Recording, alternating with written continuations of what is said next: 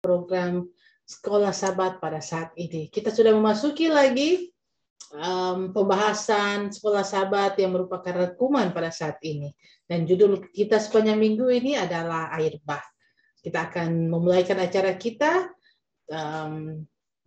dan saya akan pimpin dalam doa dan kita akan mendengarkan sebuah lagu dan saya akan pimpin kita dalam doa. Kami persilakan.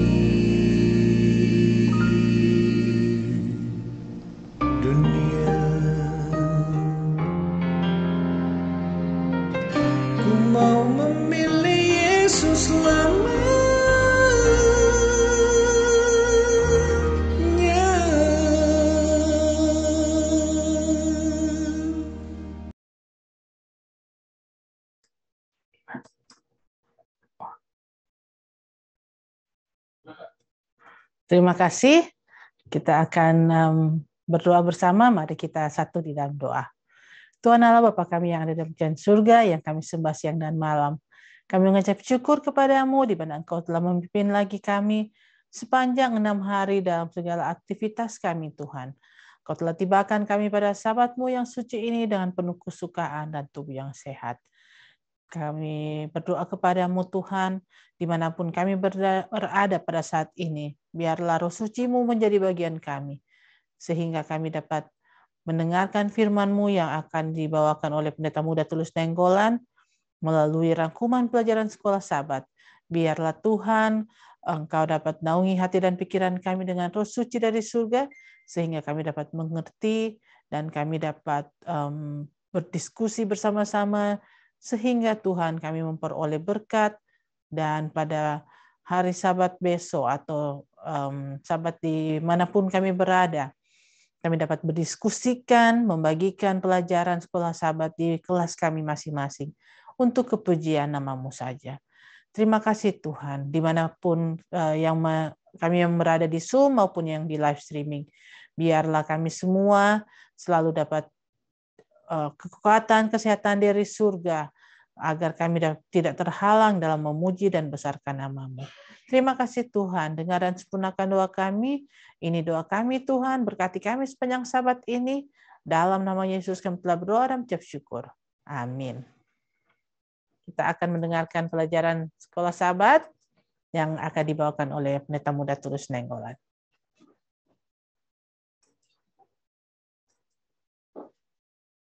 Gimana ini Bu? Itu.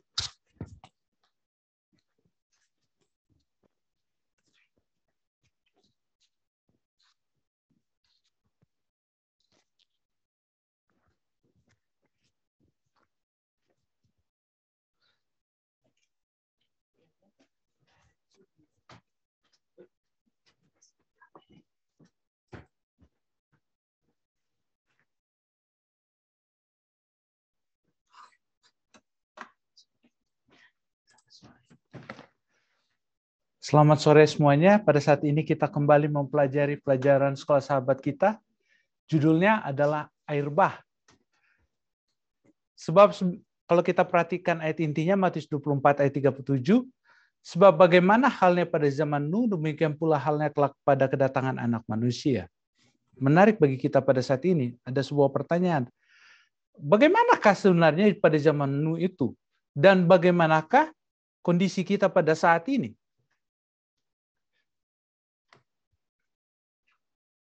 Kalau gitu, kalau kita mau bertanya begitu, kita harus lihat. Manusia sebelum air bah, Kejadian 6 ayat 5, ketika dilihat Tuhan bahwa kejahatan manusia besar di bumi dan bahwa segala kecenderungan hatinya selalu membuahkan kejahatan semata-mata. Jadi kalau kita lihat di dalam manusia sebelum air bah itu adalah apa? Kejahatan manusia besar di bumi. Yang besar bukan seperti Pendeta Rantu sudah jelaskan, yang besar bukan jumlah penduduknya yang banyak, tapi apa? Kejahatannya yang banyak. Dan menarik dengan kata-kata apa? Segala kecenderungan hatinya selalu membuahkan kejahatan semata-mata. Wow, bagaimana sih sejahat apa mereka? Nah, hari Sabat dihormati oleh semua anak Adam yang tetap setia kepada Allah. Tetapi Kain dan keturunannya tidak menghormati hari di mana Allah telah beristirahat. Mereka telah memilih bagi diri mereka hari yang mana untuk bekerja dan mana yang untuk tidak beristirahat, dengan tidak mempedulikan perintah Allah yang telah dinyatakannya. Wah, menarik. Kain dan keturunannya tidak menghormati. Pertanyaannya, apakah Kain tidak tahu tentang hari Sabat? Tahu. Kain dan keturunannya tahu tentang hari Sabat? Tahu. Kenapa mereka tahu? Keturunannya kenapa tahu? Mungkin Kainnya tahu, tapi karena dia sudah menentang, apa keturunannya kenapa dia tahu keturunannya? Orang-orang tidak percaya tidak dapat menyangkal. Kenapa mereka tahu? Karena mereka tidak dapat menyangkal. Bayangkan betapa jahatnya mereka itu. Mereka tahu mana yang benar, tapi mereka tidak bisa dapat menyangkal kebenaran itu, tapi memilih untuk tidak apa? Untuk hidup tidak benar. Nah, pilihan Tuhan, mereka tahu mana yang benar, tapi mereka memilih untuk tidak hidup benar. Nah, kalau pada banyak orang yang berkata, oh, saya tidak tahu mana yang benar. Tapi pada zaman Nuh, mereka tahu mana yang benar. Tapi mereka memilih untuk tidak melakukan yang benar. Jadi memang mereka memilih untuk melawan Tuhan. Orang-orang yang tidak percaya tidak dapat menyangkal akan adanya Taman Eden. Selagi itu ada di hadapan mata mereka. Pintunya masuknya dijaga oleh malaikat-malaikat pengawal. susunan daripada penciptaan itu, benda-benda di dalam taman itu, riwayat kedua pohon yang berhubungan erat dengan nasib manusia merupakan kenyataan yang tidak dapat disangkal. Jadi orang-orang tahu, zaman itu tahu. Hari Sabat, hukum-hukum Allah, tahu semuanya. Tapi mereka memilih untuk tidak menurut. Adanya Allah serta kekuasaan yang besar itu, tuntutan-tuntutan daripada hukumnya adalah kebenaran-kebenaran yang sukar untuk diragukan manusia. Sementara Adam masih hidup di antara mereka. Sedangkan Adam berumur 900 tahun. Bayangkan 900 tahun. Dia memiliki 9 generasi, dia dapat bertemu dan menceritakan itu semua. Nuh tahu. Tapi mereka, orang-orang di zaman Nuh tahu. Tapi mereka berusaha untuk menentang Allah. Mereka tidak memilih Sabat karena mereka tidak mau percaya kepada Allah. Seperti yang saya katakan, Tuhan mengerjakan orang-orang yang hidup sebelum air batu banyak pemberian. Tetapi mereka menggunakan kelimpahan itu untuk meninggikan diri sendiri dan telah mengubahnya menjadi laknat dengan memusatkan perhatian mereka kepada pemberian-pemberian tersebut, gantinya kepada Dia yang memberikannya. Buah-buahan yang begitu, makanan yang begitu lezat. Tuhan berikan semuanya untuk mereka. Berkat-berkat yang begitu luar biasa. Pemberian yang begitu banyak, tapi pemberian yang begitu banyak tidak dihargai. Bahkan mereka pergunakan untuk melawan Allah dan mereka untuk meninggikan diri mereka sendiri. Bahkan mereka untuk bersaing dengan sesama mereka, bukan untuk mempermuliakan Sang Pemberi. Terus mereka berusaha untuk memuaskan keinginan hati mereka. Dan terakhir, mereka membuat patung-patung ukiran. Mereka tahu ada Allah. Allah yang hidup. Mereka tahu ada Allah yang hidup. Tapi mereka membuat patung-patung ukiran untuk mereka sembah. Mereka tahu betapa luar biasa Allah itu memiliki kuasa yang begitu luar biasa. Tapi mereka memilih untuk menyembah patung. Mereka tahu Sabat, tapi mereka pilih hari lain.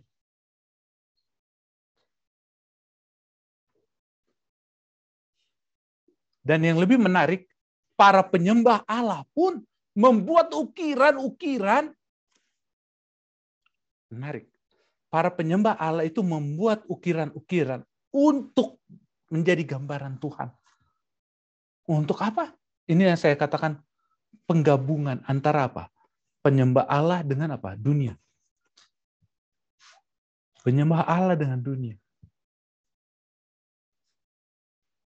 Inilah yang mereka lakukan. Setiap harinya, hati dan pikiran mereka hanya ingin menyakiti hati Tuhan. Kejahatan. Mereka tahu Allah itu sangat berkuasa, tapi mereka pilih untuk melawan Allah. Bagaimana manusia pada saat Yesus datang? Menarik. Ayat inti kita mengatakan, ayat inti juga mengatakan, sebab Matius 24 ayat 38-39, selanjutan dari ayat inti kita. Sebab sebagaimana mereka pada zaman sebelum air bah itu makan dan minum, kawin dan mengawinkan, sampai kepada hari Nuh masuk ke dalam bahtera. Dan mereka tidak tahu akan sesuatu sebelum air bah itu datang dan melenyapkan mereka semua. Demikianlah pula halnya kelak pada kedatangan Anak Manusia. Ada yang masalah dengan makan minum? Udah dibahas oleh pendeta Stephen Rantum. Tidak ada masalah. Makan, minum, menikah, itu adalah halal. Dan itu didukung oleh tulisan Roh Nubuat. Tulisan-tulisan kita. Dosa-dosa yang telah mendatangkan pembalasan kepada dunia sebelum air bah, ada sekarang ini. Takut akan Allah telah lenyap dari hati manusia. Itu yang bermasalah. Karena takut akan Allah itu. Tidak ada kata takut akan Allah di dalam hati mereka. Karena mereka berusaha untuk menyakiti Allah. Mereka berusaha melawan Allah. Dan hukumnya diperlakukan dengan sikap acuh tak acuh dan cemooh. Yang masalah itu bukan menikahnya, bukan masalah. Minumnya tidak masalah. Makan tidak masalah. Yang masalahnya adalah hukum Allah dan takut akan Allah tidak ada lagi. Mereka tidak apa? Takut akan Allah aja tidak ada di dalam hati mereka.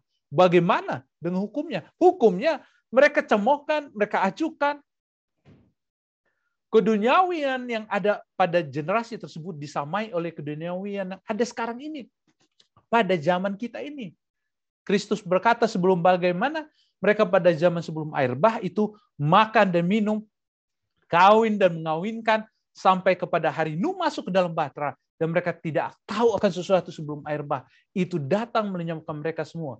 Demikian pula halnya kelak pada kedatangan anak manusia.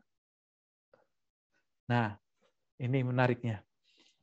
Tuhan menghukum orang-orang sebelum air bah bukan karena mereka makan, minum. Ia telah memberikan kepada mereka buah-buahan dengan berkelimpahan untuk memenuhi kebutuhan jasmani mereka. Tuhan memberikan makanan. Tuhan yang memberikan makanan. Masa Tuhan mau larang orang makan? Tuhan yang menciptakan air untuk diminum oleh manusia. Bukan apa Tuhan mau marah, mau hukum mereka karena minum. Jadi Tuhan tidak mempermasalahkan soal makan dan minuman. Tapi kita lihat apa? Tuhan, kita lihat ini yang masalah. Ia telah memberikan kepada mereka buah-buahan dengan berkelimpahan untuk memenuhi kebutuhan jasmani mereka. Yang menjadi dosa mereka ialah menerima pemberian-pemberian tersebut tanpa rasa syukur kepada pemberinya. Ini sama juga dengan apa? Pada saat Tuhan memberikan berkat-berkat kepada kita selama 6 hari lamanya. Kita bekerja. Tuhan memberikan berkat-berkat yang berlimpah kepada kita. Tuhan memberikan 6 hari lamanya untuk kita bekerja. Tuhan memberikan 6 hari lamanya kita untuk bekerja. Nah, pada hari ke-7 mestinya kita bersyukur.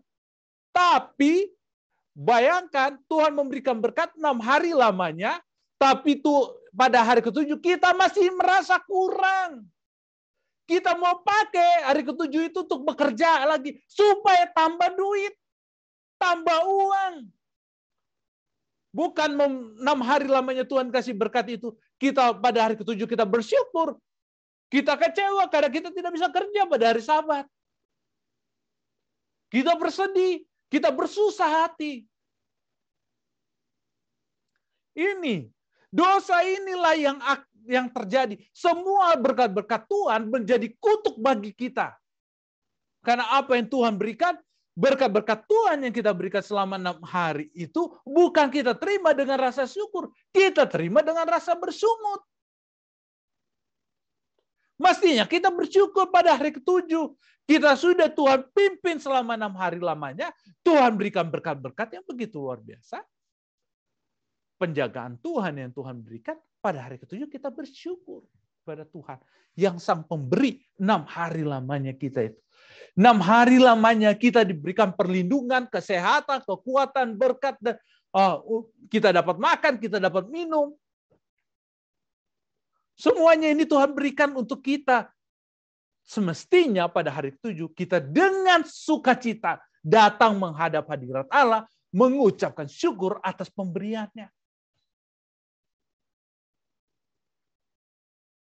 Dan mereka telah merusak diri mereka oleh memanjakan nafsu makan mereka tanpa batas. Nih menariknya. Memanjakan nafsu makan mereka tanpa batas. Nah, menarik. Adalah halal bagi mereka untuk menikah. Pertama adalah apa? Soal bicara tentang apa?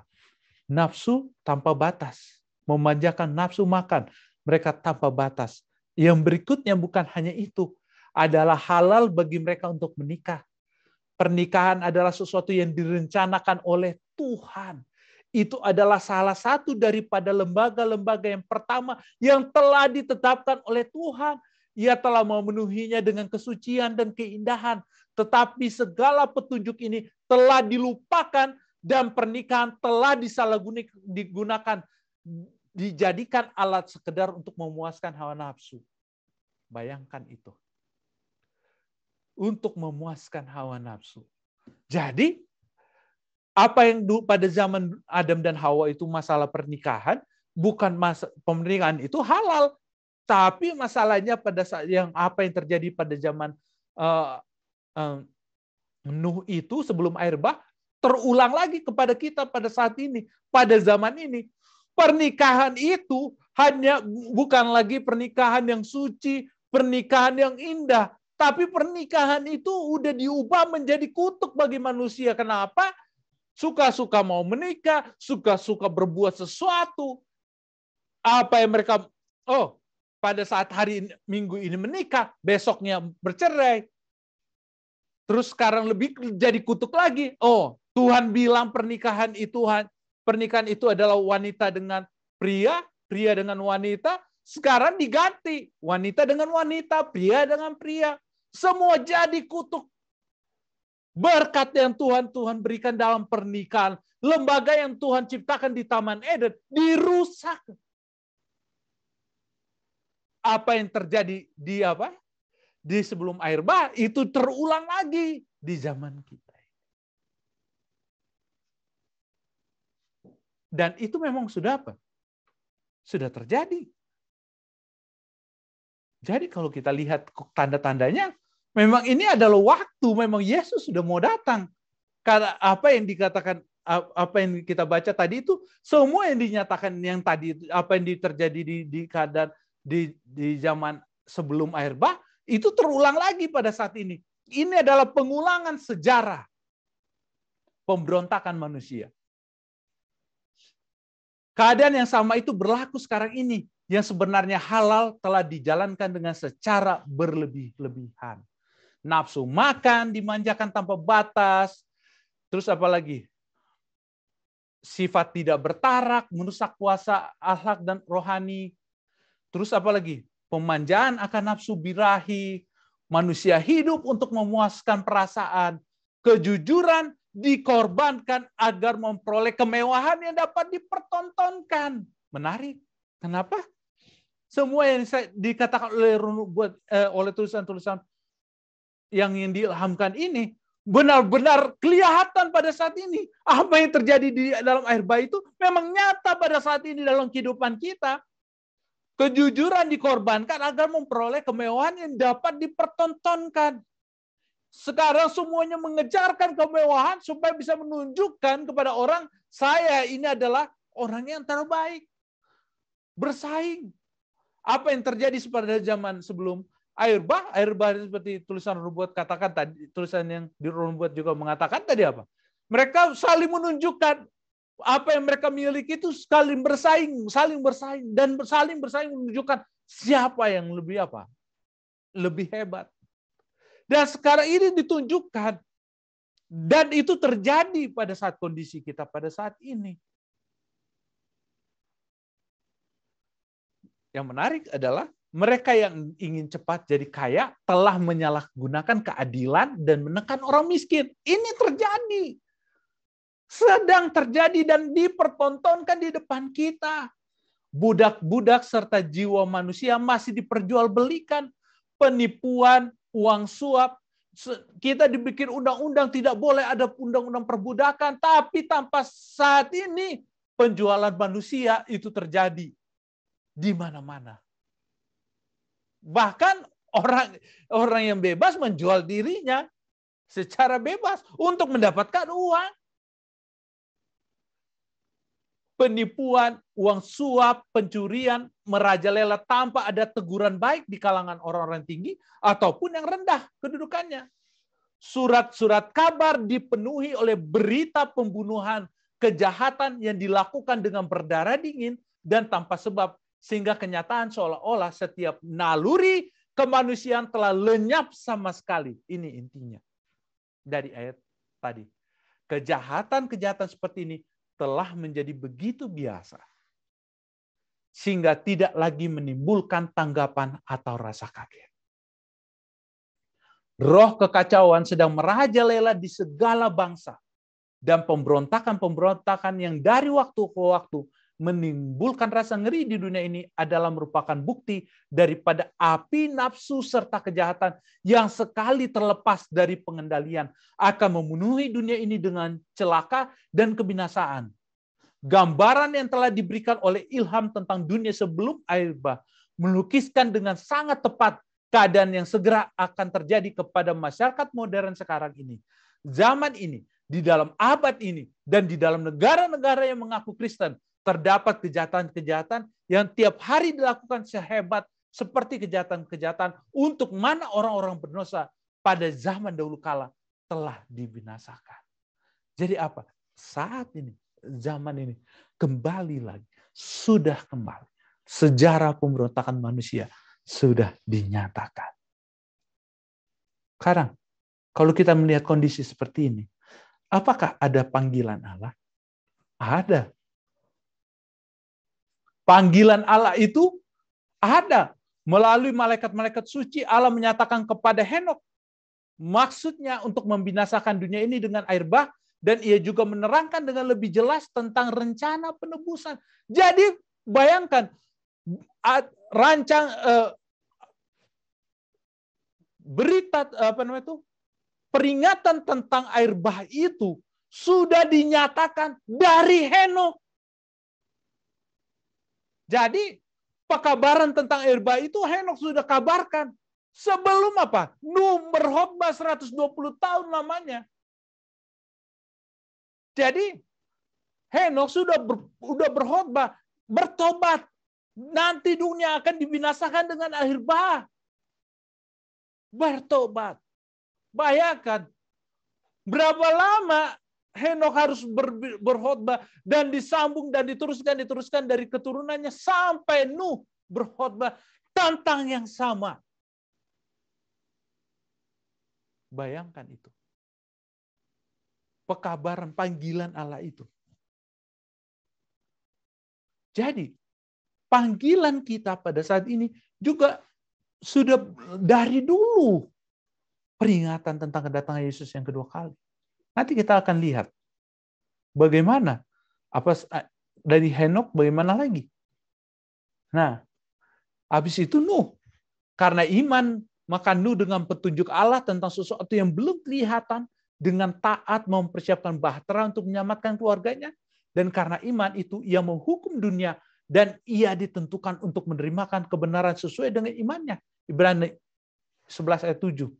Sementara Nuh menyampaikan amaran kepada dunia ini, usaha pekerjaannya memberikan bukti kesungguh-sungguhannya. Dengan cara seperti itu, imannya disempurnakan dan menjadi nyata sekali. Apa yang dikatakan Allah, apa yang ia miliki dipakai untuk membangun bahtera itu. Apabila ia mulai pembangunan bahtera raksasa itu di atas bumi yang kering, orang banyak datang dari segala penjuru untuk melihat sesuatu yang ganjil. Dan untuk mendengarkan kata-kata yang diucapkannya dengan sungguh-sungguh. Dan penuh semangat oleh pengkhotbah yang luar biasa itu.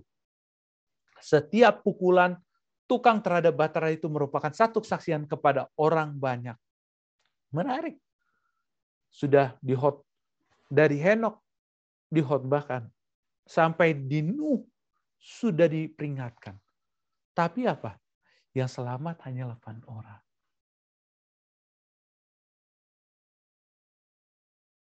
Berarti luar biasa kan? Dari Henokh. KKR itu sudah mulai dari Henokh. Diperingatkan. Sampai Henokh diangkat ke surga. Dan akhirnya apa? Dilanjutkan oleh keturunannya. Nuh, tetap saja. Bayangkan itu. 120 tahun Nuh berkhotbah. Wow. KKR terpanjang yang pernah ada di dunia ini. Tetap tidak bertobat.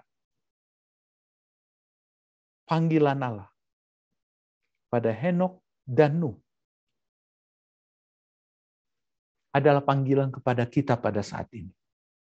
Apabila hari kedatangan Kristus mendekat, Tuhan menyuruh hamba-hambanya dengan satu amaran kepada dunia untuk bersedia bagi peristiwa yang hebat itu.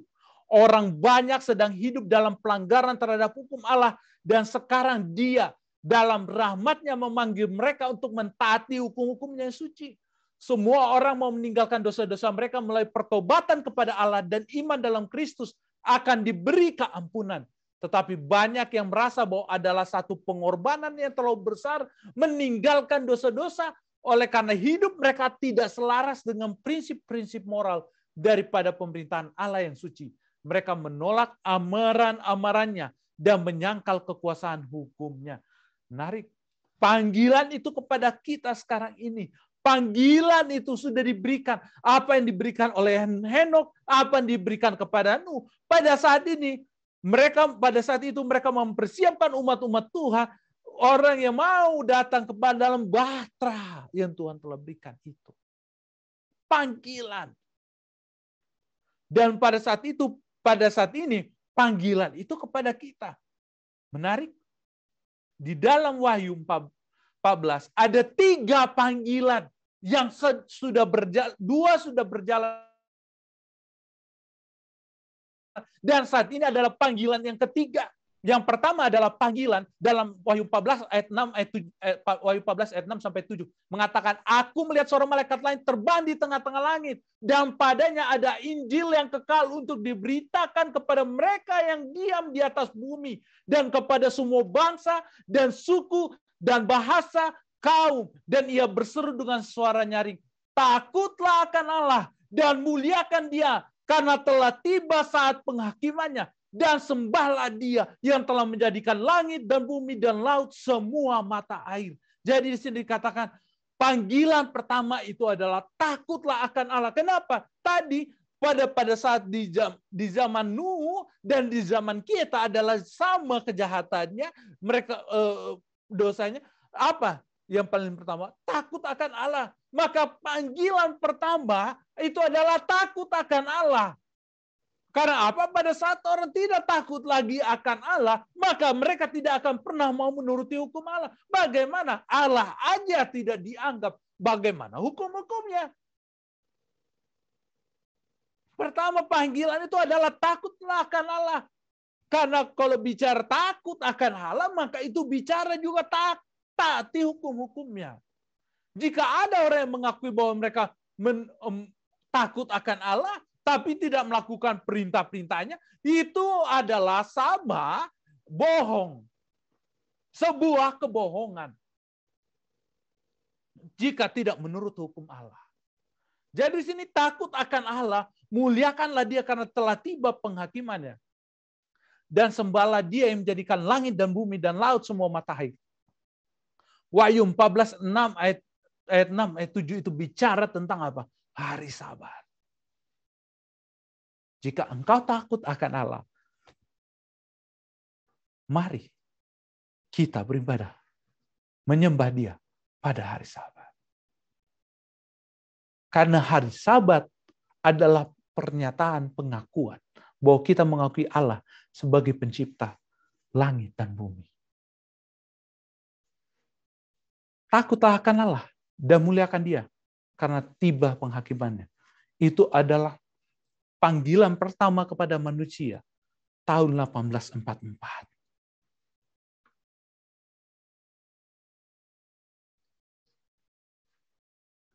Dan panggilan yang kedua adalah dengan seorang malaikat lain. Malaikat kedua menyusul dan berkata, sudah rubuh Babel kota besar itu yang telah memabukkan segala bangsa dengan anggur hawa nafsu cabulnya. Adalah malaikat kedua. Malaikat kedua ini menyampaikan kepada semua manusia. Sudah rubuh Babel kota besar itu. Adalah panggilan. Panggilan pertama, panggilan yang kedua. Pada zaman pendiri gereja Masa Final ke-7. Nah sekarang, apa panggilan yang ketiga? Dan panggilan malaikat ketiga adalah zaman kita pada saat ini. Dan seorang malaikat lain, malaikat yang ketiga, menyusul mereka dan berkata dengan suara nyaring, jikalau seorang menyembah binatang dan patungnya itu dan menerima tanda pada dahinya atau pada tangannya, maka ia akan minum dari anggur murka Allah yang disediakan tanpa campuran dalam cawan murkanya. Dan ia akan disiksa dengan api dan belerang di depan mata malaikat-malaikat kudus dan di depan mata anak domba. Wahyu 14 ayat 9-10. Ini adalah panggilan pada kita. Panggilan pada saat ini pada kita adalah panggilan ketiga. Menyatakan kepada dunia, saat ini, pilih, sembahlah Allah. Hati-hati. Mana itu? Seperti saya katakan, di dalam dunia ini ada dua aliran. Yang pertama adalah aliran Kain, dan yang kedua adalah aliran Habel. Kenapa saya akan bedakan dua? Dua penyembah seperti Kain dan penyembah seperti Habel. Kenapa? Kain mempergunakan dia punya cara. Habel menurut apa yang Tuhan perintahkan. Dan para penyembah, para pengikut Kain pada masa modern ini akan menerima tanda pada dahinya atau pada tangannya. Apa itu tanda pada dahi atau pada tangannya? Tanda pada dahinya artinya menurut dengan pertimbangan sendiri, atau pada tangannya dipaksa. Kenapa harus ada yang dipaksa? Allah tidak pernah memaksa. Berarti tanda di dahi dan pada tangannya itu bukan dari Allah. Tanda dari binatang. Nah,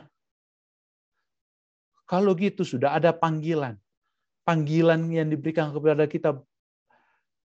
Tuhan juga memberikan kepada kita jalan keselamatan. Jika pada zaman Nuh, Tuhan memberikan bahtera, pada zaman kita, dia memberikan melalui Yesus. Tidak ada jalan lain. Yesus berikan jalan melalui apa? Melalui Yesus. Hanya Yesuslah jalan. Kenapa hanya Yesus jalan? Jadi kalau diberikan tanda bicara tentang pelangi itu juga bicara tentang pelangi itu seperti pendeta Rantu sudah jelaskan, itu melambangkan bagaimana pekerjaan Yesus di dunia ini pada saat Yesus mati di kayu salib. Namun pelangi juga bukan hanya sampai pekerjaan Yesus di dunia ini, tapi pekerjaan Yesus di surga pada saat ini. Pekerjaan Yesus sebagai apa? Imam besar. Makanya dia berkata, akulah jalan, kebenaran, dan hidup. Karena saat ini, apa yang terjadi pada saat ini adalah apa yang Yesus lakukan pada saat ini adalah untuk kepentingan kita semua. Kita sudah pelajari dalam kitab Ibrani. Kita sudah pelajari bagaimana apa yang Yesus lakukan untuk kita pada saat ini sebagai imam besar bagi kita. Karena dia hanya dia pintu pada saat ini, jembatan bagi kita. Nah, kalau begitu, jika kita lihat tadi ada tanda di dahi, tanda di tangan, tapi kalau tanda Allah seperti apa? Kejadian 9 ayat 12, inilah tanda perjanjian, kutaruh busurku kutaruh di awan. Ini bicarakan bagi pendeta Rantu sudah bahas dengan baik ini, bicara tentang pelangi. Namun ada satu yang sangat penting yang kita berikan kesimpulan pada hari ini. Ada tanda yang terakhir untuk manusia kita. Karena menarik ini, ayat ini jarang sekali orang perhatikan dalam pekabaran malaikat ketiga. Padahal ini adalah sesuatu hal yang sangat penting bagi kita pada saat ini. Bagi semua umat-umat Allah yang mengakui mereka adalah pengikut Kristus. Perhatikan ini ayat. Saya memberikan kata dua yang warna merah. Sebenarnya di situ ada 4 yang saya mau taruh. Yang di sini adalah yang pertama, yang penting. Di sini ialah ketekunan orang kudus. Penting dan ketekunan. Kenapa? Ada apa? Yang penting di sini ialah ketekunan orang kudus. Berarti ketekunan itu sangat penting pada saat ini bagi umat-umat Allah. Kenapa penting ketekunan itu? Bagi orang yang mencari haus akan kebenaran, dia tidak akan pernah dipuaskan dengan tipuan setan. Mereka akan terus mencari, oh ini tidak sesuai. Dia akan cari dan cari mana yang benar. Karena yang benar di dalam Wahyu 14 ayat 12 menuruti perintah Allah dan iman kepada Yesus. Ada yang sangat menarik yang saya ingin bacakan pada saat ini. Saya tidak sempat mengetiknya. Ini adalah dalam pekabaran malaikat yang ketiga. Dalam tulisan-tulisan permulaan halaman 365 sampai 366. Malaikat itu berkata, mereka berperang dengan sengit melawan binatang itu dan patungnya. Satu-satunya mengharapkan mereka akan hidup kekal ialah tetap berdiri teguh. Walaupun nyawa mereka terancam bahaya, mereka harus memegang teguh akan kebenaran itu. Malaikat yang ketiga menutup pekabaran sebagai berikut. Di sini ialah ketekunan orang-orang kudus yang menurut perintah Allah dan iman kepada Yesus. Ketika ia mengulangi kata-kata ini, ia menunjuk ke bait suci di surga. Pikiran semua orang yang memegang pekabaran malaikat yang ketiga ini, pekabaran ini ditunjukkan ke tempat yang maha suci, di mana Yesus berdiri di muka peti perjanjian, mengadakan perdamaian yang terakhir untuk semua orang. Lihat, Yesus sedang mengadakan perdamaian yang terakhir untuk semua orang yang baginya anugerah masih ada. Dan bagi mereka yang secara tidak sadar telah melanggar hukum Allah. Pendamaian ini diadakan bagi orang-orang benar yang telah mati, sebagaimana untuk orang-orang benar yang masih hidup. Ini mencakup semua orang yang telah mati percaya akan Kristus, tetapi yang tidak menerima terang mengenai hukum-hukum Allah, telah berbuat dosa dengan tidak sengaja melanggar perintah-perintahnya. Setelah Yesus membuka pintu tempat yang maha suci, terang hari Sabat kelihatan dan umat Allah diuji. Lihat, setelah Yesus membuka pintu tempat yang maha suci, terang hari Sabat kelihatan. Jadi, dan umat Allah diuji. Sebagaimana anak-anak Israel diuji dahulu kala. Untuk melihat apakah mereka mau melihara hukum Allah itu. Saya melihat malaikat yang ketiga menunjuk ke arah atas. Menunjukkan kepada orang-orang yang kecewa. Jalan ke bilik yang maha suci. Dari bait suci di surga. Ketika dengan iman mereka memasuki tempat yang maha suci itu, mereka menemukan Yesus dan pengharapan serta kesukaan menjadi baru kembali. Saya melihat mereka memandang ke arah belakang, mengulangi masa silam sejak dari pemberitaan kedatangan Yesus yang kedua kali, menyusuri pengalaman mereka sampai kepada berlalunya waktu pada tahun 1844. Mereka melihat kekecewaan mereka diterangkan, lalu kesukaan dan kepastian mereka membangkitkan masa lampau, masa sekarang, dan yang akan datang. Dan mereka akan mengetahui bahwa Allah benar-benar memimpin mereka dengan perantaraan pemeliharanya yang tersembunyi. Jadi apa? Pada saat kalau kita bicara Wahyu 14 ayat 12 ini bicara tentang malaikat ketiga menutup pekabaran mereka ketiga. Dengan apa? Kata ini. Tujuannya hanya satu. Memandang kepada Yesus. Pada saat melihat bilik yang maha suci Yesus berdiri, maka terang hari Sabat akan bercahaya. Dan pada saat terang hari Sabat itu kelihatan, maka umat Allah akan diuji. Pertanyaan kepada kita saat ini. Apakah kita di posisi manakah kita pada saat ini? Apakah kita memilih berada di pihak Allah? Takut akan Allah, menghormati Allah. Mengasihi Dia. Karena Dia telah mengasihi kita. Atau kita memilih untuk melawan Dia. Walaupun kita tahu Allah ada dan hukumnya adalah hukum kasih sudah dinyatakan kepada kita, atau kita mau menurut perintah-perintahnya. Tergantung kita. Jika apa yang terjadi di sebelum air bah terulang lagi, di manakah posisi kita? Di posisi Nuh atau orang-orang yang mengejek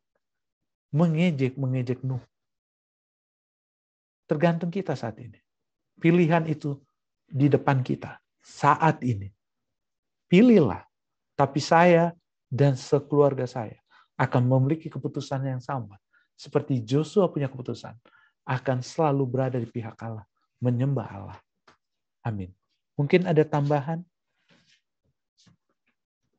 Atau pertanyaan? Terima kasih banyak Pendeta Tulus. Sudah cukup jelas bagi kita. Dan sekarang ini kalau mau lihat sesuai dengan nubuatan kita hidup di zaman pekabaran malaikat ketiga.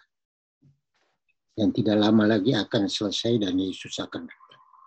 Terima kasih Pendeta. Terima kasih Pendeta Kausalia. Mungkin ada tambahan dari Pendeta Alex Rantung.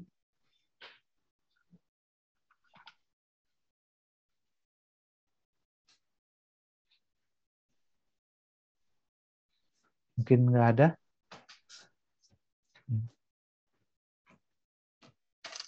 Mungkin ada pertanyaan dari live stream, Dek? Tidak ada tambahan dari live stream. Bila tidak ada tambahan atau pertanyaan, saya kembalikan pada Iin.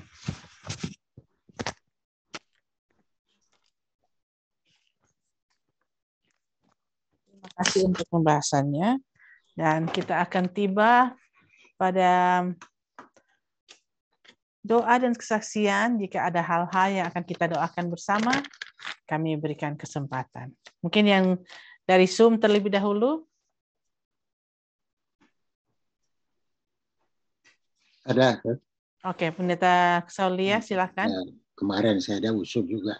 Kita doakan keluarga yang berduka. Oh iya. Keluarga Mangunsong ya? mengunsong misa. Mengunsong misa ya. Ya, terima kasih. Terima kasih. Ada lagi?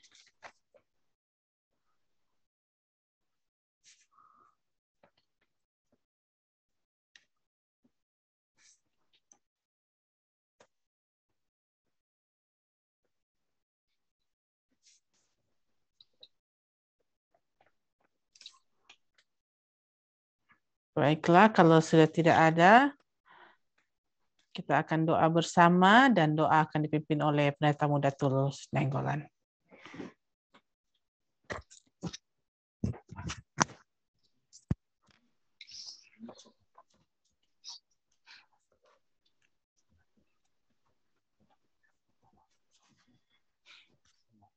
Ya.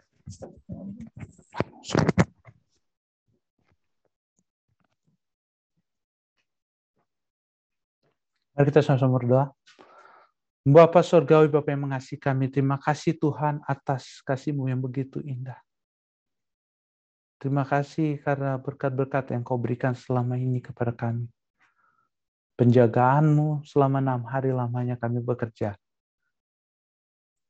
Berkat-berkat-Mu yang Kau berikan selama 6 hari lamanya kami bekerja. Tuntunan-Mu, pegangan-Mu ya Tuhan. Sehingga kami dapat bersukacita kembali pada hari Sabat-Mu yang indah ini. Kami dapat merasakan kasih-Mu yang luar biasa yang selalu bersama dengan kami. Ini semua menjadi kekuatan bagi kami ya Tuhan. Kekuatan bagi kami untuk menjalani hari-hari kami. Turut sesuai dengan kehendak-Mu saja. Karena Engkau memberikan yang terbaik bagi kami. Biarlah kami pun dapat lakukan yang terbaik untuk-Mu ya Tuhan. Terima kasih, terima kasih. Pada saat ini ya Tuhan, kami juga mengucapkan syukur. Mengucapkan syukur karena kasih-Mu yang begitu baik kepada kami. Sehingga kami dapat mempelajari firman Tuhan. Pelajaran yang begitu baik. Yang telah memperingatkan kami. Waktu-waktu yang semakin jahat. Dunia yang sudah tidak akan lebih baik lagi. Biarlah kami dapat lebih bersedia lagi. Lebih bersedia untuk mempersiapkan diri untuk kedatangan Yesus yang kedua kali. Karena itu ya Tuhan, kami memohon kuasa Roh Kudus-Mu, Engkau urapi kepada kami semua. Sehingga kami benar-benar telah dipersiapkan dan kami dapat melayani Engkau, menjadikan Engkau yang terutama di dalam kehidupan kami. Pada saat ini ya Tuhan, hamba-Mu juga berdoa untuk pendeta Kasalia beserta dengan keluarga. Biarlah berkat Tuhan selalu bersama dengan keluarga ini ya Tuhan. Berikan pendeta Kasalia dan ibu pendeta dengan kesehatan, berkat kesehatan, berkat kekuatan, sehingga pendeta dan ibu pendeta dapat terus melayani Tuhan, menyaksikan berkat-berkat Tuhan, sehingga dapat menjadi kekuatan bagi umat-umat Tuhan. Hamba-Mu juga berdoa ya Tuhan, untuk keluarga pendeta Alex Rantung dengan seluruh keluarga ya Tuhan. Biarlah Engkau berkati mereka. Engkau berkati mereka dengan kekuatan dari surga, kesehatan, sehingga terus dapat melayani Tuhan, menjadi suri teladan bagi umat-umat Tuhan. Hamba-Mu juga berdoa ya Tuhan, untuk pendeta Stephen Rantung bersama dengan keluarga. Biarlah Engkau berkati gembala kami ini ya Tuhan, dengan berkat kesehatan, kekuatan, dan juga berkat kebijaksanaan. Sehingga dapat terus memimpin kami, menuntun kami, berjalan sesuai dengan kehendak-Mu, mendorong kami untuk melayani Tuhan, menjadikan Tuhan yang selamat dalam kehidupan kami. Pada saat ini ya Tuhan, hamba-Mu juga berdoa ya Tuhan, untuk keluarga yang berduka, keluarga Mangung Somi saya ya Tuhan. Biarlah kekuatan dan penghiburan dari surga akan menyertai mereka, sehingga mereka dapat dikuatkan, dan satu jaminan pada satu saat nanti kami dapat bertemu kembali dengan orang-orang yang telah Tante Mangungsung yang telah mendahului kami. Dan yang pasti ya Tuhan, bukan hanya Tante Mangungsung yang kami akan jumpai, orang-orang yang saudara-saudara kami yang telah mendahului kami akan bertemu pada saat Yesus datang yang kedua kali. Hamba-Mu juga berdoa ya Tuhan, untuk saudara-saudara kami yang pada saat ini dalam keadaan kurang sehat. Biarlah Engkau berikan mereka kesembuhan, seperti Tante Jane, Rondonu, Alden Syahota. Biarlah Tuhan selalu memberkati mereka. Mereka Engkau pulihkan. Pada satu saat nanti, mereka dapat menyaksikan berkat-berkat Tuhan melalui kesembuhan yang mereka peroleh dari surga. Hamba-Mu juga berdoa untuk mama tua, orang tua kami di California, di Sacramento ya Tuhan. Biarlah Engkau memberikan dia kekuatan dari surga dan kesembuhan dan sukacita dari surga. Sehingga pada saat-saat nanti kami bertemu, kami akan dapat menyaksikan berkat-berkat Tuhan yang melimpah dalam hidupnya ya Tuhan. Berkat kesembuhan yang dapat kami saksikan. Hamba-Mu juga berdoa ya Tuhan, untuk silent request yang selalu disampaikan oleh opa-oma lalaki, Kak Evi Angelo, dan juga Tante Tina PS, Tante Omi, dan juga seluruh umat-umat Tuhan. Biarlah Engkau dengarkan seruan hati mereka ya Tuhan, dalam setiap permasalahan mereka yang hadapi. Biarlah Engkau dengarkan seruan mereka, dan Engkau jawab berdasarkan kasih-Mu saja. Dan juga pada saat ini, tidak lupa kami selalu mendoakan pendeta Filipus ya Tuhan, biarlah Engkau selalu bersama-sama dengan dia, dengan keluarga. Biarlah Engkau berikan yang terbaik di dalam kehidupan mereka. Pada saat mereka melangkah untuk memilih Yesus sebagai juru selamat mereka, dan saat ini mereka sudah memilihnya Tuhan. Biarlah Tuhan, penjagaan Tuhan yang sama akan bersama-sama dengan mereka. Berkat-berkat yang tentu akan Tuhan berikan kepada mereka. Dan yang pasti, Engkau akan selalu memberikan kekuatan bagi kami semua. Pada saat kami berjalan, melakukan keputusan untuk memilih berada di pihak Engkau ya Tuhan. Kami yakin ya Tuhan, kuasa-Mu akan selalu bersama dengan kami. Karena doa ini kami alaskan atas nama Yesus yang telah menjadi juru selamat, yang telah menjadi penebus kami, yang akan segera kembali di awan-awan. Amin.